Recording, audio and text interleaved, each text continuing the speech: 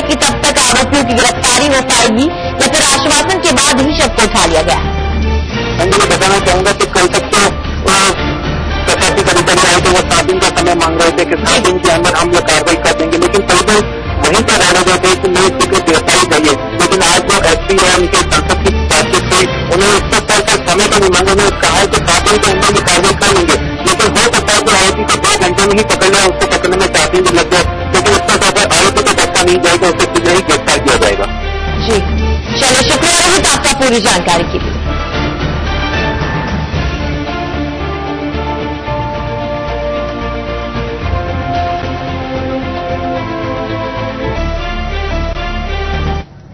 इस बीच अजमेर से बड़ी खबर मिल रही है। अजमेर में जेएलएन अस्पताल में फार्मासिस्ट हड़ताल पर है। 2 महीने से वेतन नहीं मिलने का विरोध किया जा रहा है। अस्पताल प्रशासन और ठेकेदार के बीच विवाद साफ तौर पर नजर आ रहा है। अस्पताल प्रशासन और ठेकेदार के बीच विवाद है। 2 महीने से दरअसल वेतन नहीं मिला है, जिसकी वजह से अस्पताल में फार्मासिस्ट हड़ताल पर चले गए।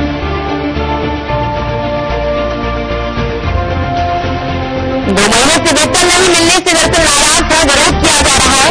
अस्पताल प्रशासन और ठेकेदार के बीच विवाद हुआ है।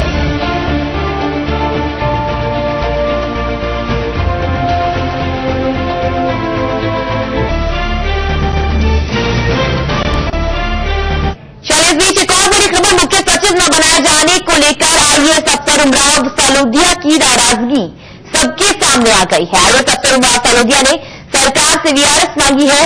सालोदिया ने वीआरएस के लिए सीएम राजे को खत लिख दिया है। दलित अफसर है उमराव सालोदिया। दरअसल सालोदिया ने कई अफसरों की शिकायत की है, जिसमें एससी एक्ट के तहत कार्रवाई न होने से सालोदिया खफा बताए जा रहे हैं। सालोदिया ने यह भी कहा है कि वो दलित अफसर हैं, इसीलिए उन्हें प्रताड़ित किया जा रहा है। साथ ही सालोदिया ने इस्लाम धर्म को भी कबूल कर लिया है।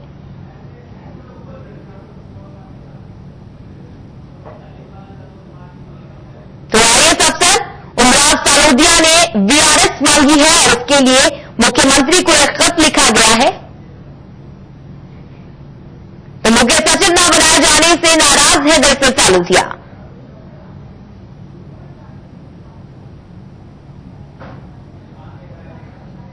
तो चलिए क्या कुछ कहा उमराव सालोदिया ने, सुनते।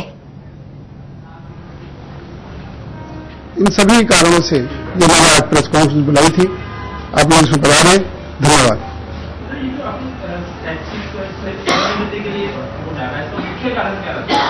मुख्य कारण यह रहा कि आजादी के बाद में पहली बार राजस्थान में किसी एससी या एसटी अधिकारी को वरिष्ठता के आधार पर भी मुख्य सचिव बनने का मौका मिला था। मुझे इससे मुझे वंचित किया गया और वर्तमान चीफ सेक्रेटरी साहब को 3 महीने का एक्सटेंशन दिया गया। और अब मैं चाहता था कि 3 महीने बाद में भी कोई मेरे से जुड़ा अधिकारी चीफ सेक्रेटरी भेजा, मैं उसके तहत कार्रवाई करना चाहता। एक दलित अधिकारी होने के कारण एक मेरा खुद का व्यक्तिगत एक्सपीरियंस है और दूसरा आम जो अत्याचार बढ़ रहे हैं उसका एक उदाहरण मैं आपको दूं। एक नवनाम शर्मा रिटायर्ड जिला अधिकारी है, उन्होंने अभियान छेड़ा हुआ है और उन्हीं की शह पर और उनकी मनोभावत से मेरे खिलाफ जो उन्होंने छेड़ा उसके खिलाफ एक वाद मैंने उनके खिलाफ एक एफआईआर 24 मई 2014 को, उसका एफआईआर का नंबर 224 है, वो दर्ज कराई थी। मैंने भारतीय संविधान के तहत जो मुझे मूलभूत अधिकार है उसके तहत मैंने आज ही इस्लाम धर्म कबूल कर लिया है। तो मुख्य सचिव न बन पाने की पीड़ा साफ तौर पर नजर आ गया। हमारे ब्यूरो चीफ श्रीपाद सत्तावत इस वक्त जुड़ चुके हैं। श्रीपाद, पीड़ा का अंदाजा इसी बात से लगाया जा सकता है कि वीआरएस लेने की बात कर रहे हैं वो और एक खत भी मुख्यमंत्री को दरअसल दे दिया गया है। आज सालोदिया को मुख्य सचिव बनने की उम्मीद थी, लेकिन इससे पहले जो फैसला हुआ सीएस राजन का कार्यकाल बढ़ाया गया, उससे आहत होकर उन्होंने ये फैसला लिया है। सरकार के जो सूत्र हैं, सरकार के करीबी लोग हैं, उनका कहना है कि ये मुख्यमंत्री का विशेषाधिकार है कि वो अपनी टीम में किस तरह से वो चयन करें। और चूंकि सालोदिया चाहे कांग्रेस का शासन रहा हो चाहे बीजेपी का शासन रहा हो, वो आमतौर पर उनकी जो पोस्टिंग रही है वो कमतर जो प्रभाव वाले जो पद है उनके ऊपर रही है। परफॉर्मेंस के लिहाज से सीएस राजन एक बेहतर विकल्प थे, इसलिए उनका 3 महीने का कार्यकाल बढ़ाया गया। इसके पीछे कोई किसी अधिकारी को दलित होने के नाते इग्नोर करने की बात नहीं है, लेकिन कार्य कुशलता के आधार पर यह फैसला लिया गया और उससे आहत होकर बहुत मन से शायद उन्होंने ये फैसला ले लिया हो। लेकिन सालोदिया की अगर बात माने तो ये मौका था सरकार के पास एक मैसेज देने का दलित समुदाय में कि मुख्य सचिव उनका होता। अब तक के इतिहास में ये पहला मौका होता जब कोई दलित अधिकारी यहाँ पर मुख्य सचिव बनता। इस बात का दुख श्रीपाद साफ तौर पर जाहिर करते नजर आए हैं कि वो वरिष्ठ थे और उन्हें वरिष्ठता के आधार पर दरअसल मुख्य सचिव का पद दिया जाना था, लेकिन ऐसा नहीं हुआ।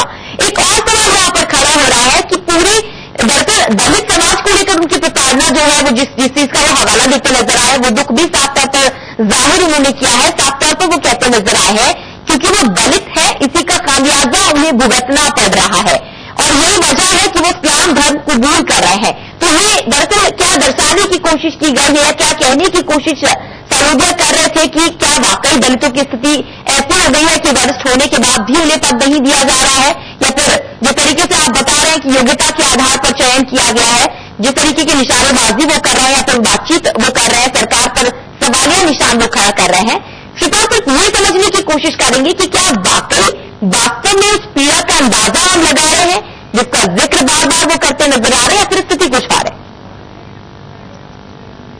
देखिए, सीधे तौर पर देखें तो पद नहीं मिल पाने की ये पीड़ा है जिसका इजहार उन्होंने खुद ने कहा है। बड़ी बेबाकी के साथ और ईमानदारी के साथ उन्होंने इस बात का रेखांकित किया है कि 3 महीने के लिए जो कार्यकाल बढ़ाया गया मौजूदा मुख्य सचिव का, उससे उनका हक मारा गया और उसके बाद क्योंकि जून में वो रिटायर होने वाले हैं, उनके पास में 3 महीने का वक्त मिलता है और उस वक्त अगर उनसे जूनियर अधिकारी को ये पद दिया जाता है तो निश्चित रूप से उनके लिए एक ऐसी स्थिति होगी जिसमें वो काम नहीं करना चाहेंगे। जहां तक अनुसूचित जाति के सांसदों और अनुसूचित जाति आयोग की बात है, उसका भी उन्होंने जिक्र किया और कहा है कि क्योंकि वो उनके अधिकार या उनकी पीड़ा को नहीं समझ पाए और लगातार उनकी मां जिस तरह से दरख्वास्त करती रही उनसे, उसके बावजूद उन्हें न्याय नहीं मिला, ऐसे में उन्होंने आहत होकर हिंदू धर्म को छोड़ दिया और दलित होने का जो अपने ऊपर एक उनके ऊपर मुहर लगी हुई थी उससे अलग होते हुए उन्होंने इस्लाम कबूल लिया है। ये सीधे तौर पर सरकार और समाज दोनों पर उन्होंने सवाल खड़े किए हैं और ये बताने की कोशिश की है कि एक दलित होने के नाते उनके अधिकार में सरकार में सुरक्षित था, न ही समाज उसको समझ पा रहा था। जी श्रीपाद, बहुत बड़ा सवाल दरअसल यहाँ पर खड़ा किया गया है, न सिर्फ सरकार पर बल्कि समाज पर भी। तो क्या वीआरएस अब लेना चाहते हैं वो, जिस तरीके से खत लिखा गया है मुख्यमंत्री को और उनकी पीड़ा जो है वो सीधे तौर पर उन्होंने जाहिर की है, क्या लग रहा है कि क्या वाकई उनके इस पूरे मसले को गंभीरता से लिया जाएगा और जिस तरीके से वो सवालिया निशान लगा रहे हैं, अपनी दलित पीड़ा का बखान कर रहे हैं, क्या उस दिशा में भी कोई कदम उठाया जाएगा? अजीब, उन्होंने स्पष्ट किया है और स्पष्ट तौर पर कहा भी है इस बात को कि उन्होंने आवेदन कर दिया स्वैच्छिक सेवानिवृत्ति के लिए और उसके लिए 3 महीने का वक्त होता है, इसलिए उन्होंने अभी से आवेदन कर दिया और मार्च तक वो सेवानिवृत्त होना पसंद करेंगे। दूसरी बात उन्होंने ये भी कही कि उन्होंने आज इस्लाम कबूल कर लिया। उन्होंने प्रेस कॉन्फ्रेंस करने से पहले बाकायदा उन्होंने जाकर इस्लाम कबूल करने की जो प्रक्रिया होती है वो उन्होंने पूरी कर ली है। ये कह सकते हैं कि एक मौका था सरकार के पास में कि दलित अधिकारियों के बीच में, दलित समाज के बीच में एक मैसेज दे सकता था उमराव सालोदिया के जरिए, उससे सरकार चूक गई और उमराव सालोदिया ने आहत मन से और भावुक अंदाज में जिस जिस तरह से ऐलान किया है उससे निश्चित रूप से सरकार पर सवाल खड़े होते हैं और समाज के ऊपर भी सवाल खड़े होते हैं। लेकिन सरकार की तरफ से जवाब यह है कि एक जो मुख्यमंत्री का अपनी टीम को चयन का अधिकार होता है और साथ ही उसमें कार्यकुशलता को भी खासतौर पर देखा जाता रहा है। अगर उमराव सालोदिया की पूरी उसको कार्यकाल को देखा जाए तो आमतौर पर उनको जो पद मिले हैं वो प्रभाव के लिहाज से कम प्रभाव लग रहे हैं और क्योंकि वो कला संस्कृति के प्रेमी है, भजन गायकी से उनका सीधा रिश्ता है, तो ज्यादातर कार्यकाल उनका जवाहर कला केंद्र पर गुजरा है। चलिए बिल्कुल शिफा बने आप हमारे साथ। तो दरअसल इस पूरे मामले ने एक बार फिर से हवा देगी उन तमाम सवालों को जो सवाल इंडिया न्यूज कर रहा है। इंडिया न्यूज का सवाल है दरअसल कि समाज को क्या नजीर देना चाह रहे हैं आईएएस सालूदिया। नौकरी के अंतिम दिनों में जाति की दुहाई क्यों दी जा रही है? जातिगत कोटे से ही आईएएस बने थे सालूदिया, पूरी नौकरी करके जाति का मुद्दा दरअसल क्यों छेड़ा गया है? तो आईएएस बनकर भी जातिवाद से ऊपर नहीं उठ पाए सालूदिया या फिर सीएस राजन को काम की वजह से पद दिया गया? ये तमाम सवाल है जो इंडिया न्यूज खड़ा कर रहा है। काम की वजह से पद मिलने पर आखिर ईर्ष्या क्यों है? तो सीएस राजन काम की वजह से मुख्य सचिव बने हैं, राजन को एक्सटेंशन मिलने से भी नाराज है सालूदिया। तो ये तमाम सवाल दरअसल खड़े हो रहे हैं। इंडिया न्यूज ये तमाम सवाल खड़े कर रहा है कि आखिर इस तरीके की स्थिति क्यों बनी? क्या काम की वजह से पद दिया गया? और अगर ऐसा हुआ तो फिर क्यों ईर्ष्या की जा रही है? लगातार सीएस राजन के काम की वजह से उन्हें मुख्य सचिव बनाए जाने की बात सामने आई, जिसके बाद उमराव सालूदिया का गुस्सा और विरोध भी देखा गया।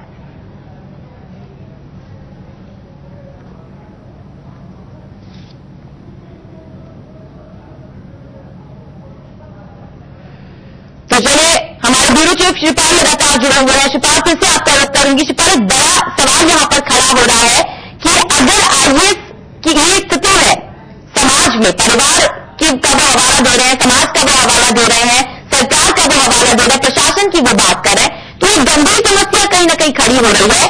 या फिर अगर ये स्थिति बनी हुई है तो सवाल ये भी है कि अगर किसी आईएएस व्यक्ति के साथ इस तरीके का मामला खड़ा हो रहा है तो फिर आमजन कितने सुरक्षित है? देखिए अंजलि, इससे कई सवाल खड़े होते हैं। खासतौर पर अगर सरकार के करीबी लोगों की बात करें तो उनको लगता है कि उनको पद नहीं मिल पाया, इसलिए एक ईर्ष्या का प्रभाव उन पर देखा गया, भावुक मन से उन्होंने ये फैसला ले लिया। दूसरी तरफ अगर इसकी बात करें खुद सालूदिया की या सालूदिया से करीबी लोगों की, तो उनका मानना है कि उनका अधिकार था, एक वरिष्ठता के आधार पर उनका अधिकार बनता था कि उनको मुख्य सचिव बनाया जाता। परफॉर्मेंस का अंदाज जब उनको पद दिया जाता है तभी होता है। और 6 महीने का कार्यकाल उनके पास बचा था। सरकार चाहती तो उनको ये पद देकर दलित समाज में भी एक बड़ा अपना मैसेज दे सकती थी, उसमें प्रभाव छोड़ सकती थी, लेकिन ऐसा फैसला नहीं हुआ और भावुकता के चलते उमराव सालूदिया ने फैसला ले लिया है। सवाल दलित जो चिंतक हैं, दलित सांसद हैं, दलित जनप्रतिनिधि हैं और अनुसूचित जाति आयोग को लेकर भी उठाया उमराव सालूदिया ने। और आप अंदाज लगा सकते हैं कि एक इतने लंबे कार्यकाल के बाद और अतिरिक्त मुख्य सचिव स्तर के एक अधिकारी जो मुख्य सचिव की रेस में थे, सबसे आगे थे वरिष्ठता के लिहाज से, वो नौकरी के आखिरी पड़ाव पर आकर उनको एहसास होता है कि सिर्फ जाति के आधार पर उनके साथ ये भेदभाव हो रहा है और जाति बिरादरी भी उसका साथ नहीं दे पा रही है। तो आप अंदाज लगा सकते हैं कि आम जो व्यक्ति है उसके साथ किस तरह का व्यवहार हो रहा होगा और आम व्यक्ति किस तरह से सोच रहा होगा। चलो बिल्कुल शुक्रिया आपका पूरी जानकारी के लिए। तो दरअसल उमराव सालूदिया ने कई बड़े सवाल यहां पर छोड़ दिए हैं। वीआरएस के लिए उन्होंने मुख्यमंत्री को खत जरूर लिखा है, लेकिन कुछ ऐसे सवाल भी हैं जिनसे कहीं ना कहीं सरकार और प्रशासन पर प्रश्न चिन्ह लगा है। वहीं एक और बड़ी खबर, सरकारी स्कूलों में बच्चे को मिड डे मील मिलने की दरअसल अब जांच होगी। चिकित्सा विभाग ने बड़ा फैसला लिया है। सूबे के 73,000 सरकारी स्कूलों में पहली बार